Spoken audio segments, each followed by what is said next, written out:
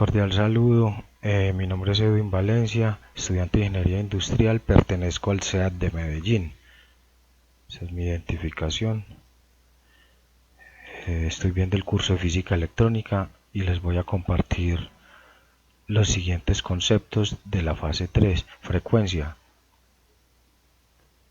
Es una medida de la cantidad de ciclos que una señal periódica completa en un segundo, es decir, la frecuencia indica cuántas veces por segundo se repite una señal periódica. La fórmula es F igual a 1 dividido sobre T, donde F es la frecuencia de la señal expresada en Hz y T es el periodo de la señal expresado en segundos. La frecuencia se mide utilizando un dispositivo llamado frecuencímetro, que puede ser un instrumento independiente o integrado en un osciloscopio. El frecuencímetro mide la frecuencia de una señal aplicando la fórmula anterior y mostrando los resultados en una pantalla y en un indicador.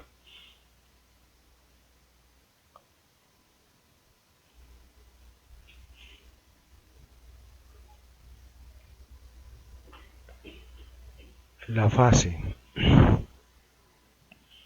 La fase es una señal de corriente alterna, la fase y la amplitud son dos de las características más importantes. La fase se refiere al desplazamiento temporal entre dos señales periódicas. En otras palabras, la fase indica el momento en que una señal comienza su ciclo en relación con otra señal periódica.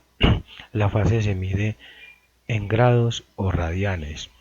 La fórmula para calcular la fase entre dos señales sinusoidales en grados es igual a T2 menos T1 por 360 dividido T, donde Q es la fase de grados, T2 y T1 son los tiempos de inicio de los ciclos de las dos señales y T es el periodo de la señal en segundos.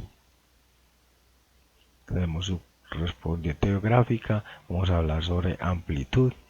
La amplitud es la magnitud de la señal, es decir, la distancia máxima que la señal se desvía del valor medio. La amplitud se mide en unidades de voltaje o corriente y puede ser pico, pico a pico o eficaz. La fórmula es B igual a BP por raíz de 2, donde B es la amplitud eficaz, BP es la amplitud pico de la señal y la fase y la amplitud de una señal se puede medir utilizando un osciloscopio. Muestra la señal de una pantalla y permite medir la amplitud y la fase utilizando los cursores. Continuamos con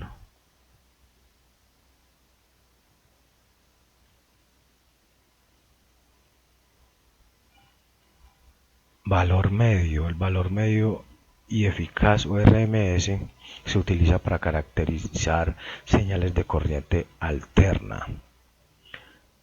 El valor medio presenta el valor promedio de la señal en un periodo de tiempo, mientras que el valor eficaz es el valor de una señal de CA. Se produce la misma potencia disipada en una carga resistiva que una señal de corriente continua de igual valor. La fórmula para calcular el valor medio de una señal de CA es V med igual a 1 sobre T por integral de TO por BT y dt, donde BMD es el valor medio de la señal, T es el periodo y BT es el valor instantáneo de la señal en un momento T. La fórmula para calcular valor eficaz en una señal CA es la siguiente: BF es igual a raíz de 1 sobre T, donde BF es el valor eficaz de la señal y T es el periodo de la señal y BT es el valor instantáneo de la señal en un momento de tiempo. ¿Sí? Valor eficaz o RMS. La medición del valor medio eficaz de una señal DCA realiza con multímetro especializado que tenga una función de medición de valor eficaz, RMS. Este tipo de multímetro mide la amplitud de la señal y aplica la fórmula para calcular el valor eficaz. El valor medio se utiliza para calcular la potencia media de una carga resistiva y para caracterizar señales DCA se tiene un valor promedio diferente de cero, como la señal de audio. El valor eficaz se utiliza para calcular la potencia efectiva en una carga resistiva y para caracterizar señales de CA y que tiene una amplitud variable en el tiempo como la señal de voltaje en la red eléctrica o la señal de audio. El valor eficaz también se utiliza para calcular la corriente que fluirá en una carga resistiva en respuesta a una señal de CA.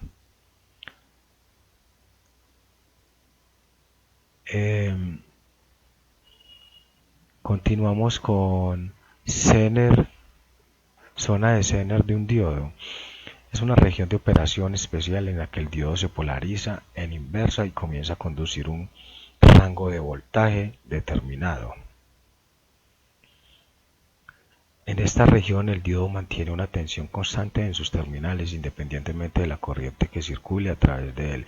Esta propiedad se conoce como el efecto Zener y se utiliza en aplicaciones de regulación de voltaje. El cálculo de la zona Zener de un diodo se realiza mediante el análisis de datasheet del diodo, en el cual se especifican los valores de tensión Zener y corriente máxima permitida en una zona Zener. También se puede realizar mediciones en un circuito de prueba específico diseñado para medir la tensión Zener.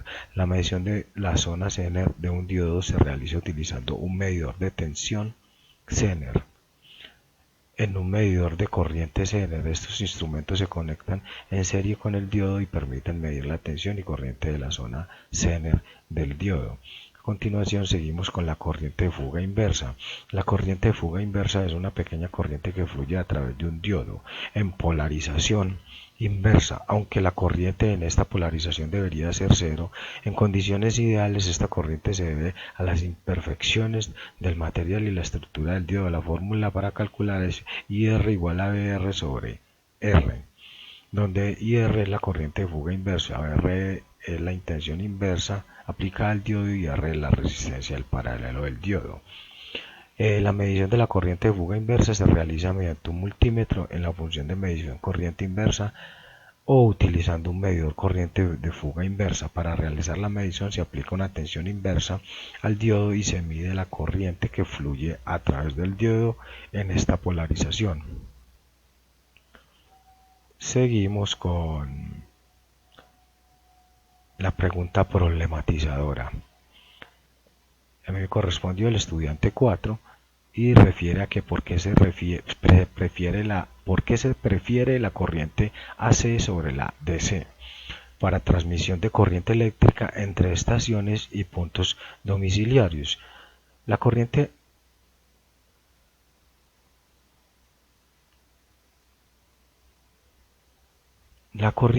AC se prefiere sobre la corriente directa DC para la transmisión de corriente eléctrica entre estaciones y puntos domiciliarios por varias razones.